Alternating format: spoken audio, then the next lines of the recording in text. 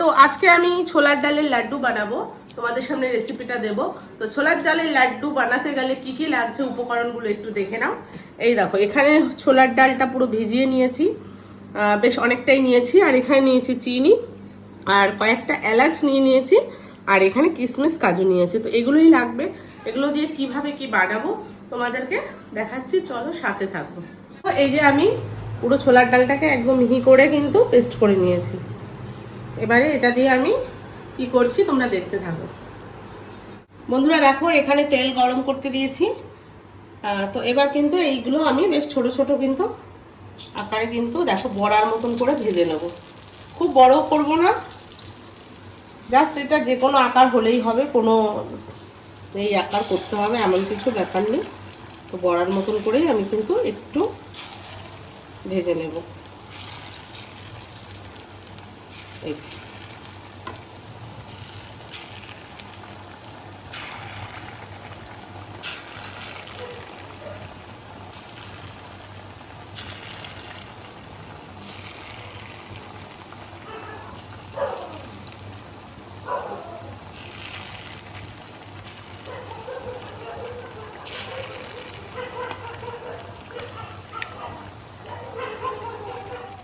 এই যে বন্ধুরা দেখো, বড়াগুলোকে আমি এরকম বেশ লাল লাল করে দেখো ভেজে নিয়েছি। বেশ লাল লালও না, একটু হালকা লাল লাল করে ভেজেছি। দেখো একদম কড়মড় করে আওয়াজ হচ্ছে, দেখো বুঝতেই পারছো হয়তো।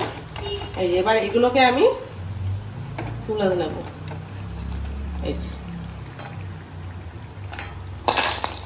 একদম কড়মড় করছে এগুলো।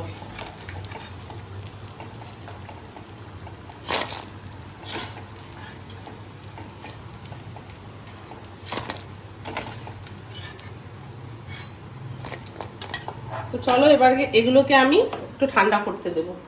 এগুলোকে এবার আমি একটু ঠান্ডা করে নেব। তো বন্ধুরা এই যে এগুলো দেখো, আমি পুরো বড়াগুলোকে একদম এগুলোকে না ভেঙে ভেঙে পুরো এরকম টুকরো টুকরো করে নিচ্ছি। করে এটাকে আমি পুরো মিক্সিতে এবার গুঁড়িয়ে নেব। একদম বেশ সুন্দর কিন্তু এই বড়াগুলো আমি দেখো মিহি করে নিয়েছি। একদম খুব মিহি না, আবার একদম যে খুব বড় বড় দানা তাও না, বেশ সুন্দর কিন্তু মিহি হয়েছে। তো এবার এগুলোকে চলো এবারে আমি এরপরে কি করতে হয় তোমাদের দেখাচ্ছি। দেখো এখানে কড়াই গরম হয়ে গেছে। এবার আমি এর মধ্যে দিয়ে দেবো হচ্ছে চিনি। আর চিনি যতটা দেবো তার হাফ হচ্ছে গিয়ে আমি একটু জল দিয়ে দেবো।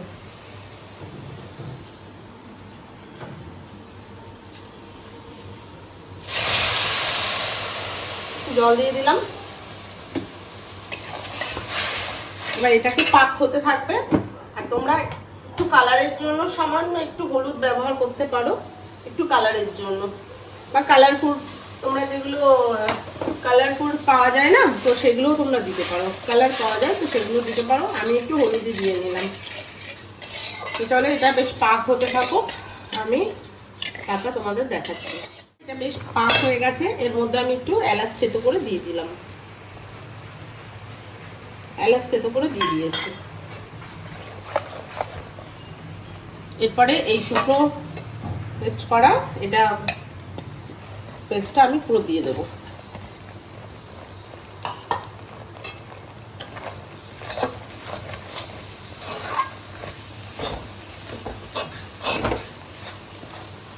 চলো এটা করে আসছি। তো এবার আমি এর মধ্যে কিছুটা কাজু কিশমিশ পেস্ট করে রেখেছিলাম, ওটা আমি দিয়ে দিলাম। আর দেবো হচ্ছে তোমার একটু ঘি দিয়ে দিলাম। চলো এবারে এটাকে আমি একটু নেড়ে চেড়ে এটাকে নামিয়ে নিয়ে আসছি। এই যে বন্ধুরা দেখো, আমার লাড্ডু পুরো রেডি। তো এটা আমি যেহেতু ঘরোয়া পদ্ধতিতে করেছি, আর বেশি বড় আমি করিনি, খুব ছোট ছোটই করেছি। তো এই যে ডেকোরেশনের জন্য একটু কিন্তু কাজু দিয়ে দিয়েছে উপর থেকে। তো কেমন লাগছে তোমরা একটু বলো।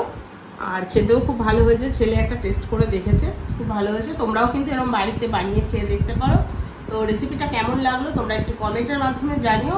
তো চলো সবাই ভালো থেকো, সুস্থ থেকো, টাটা।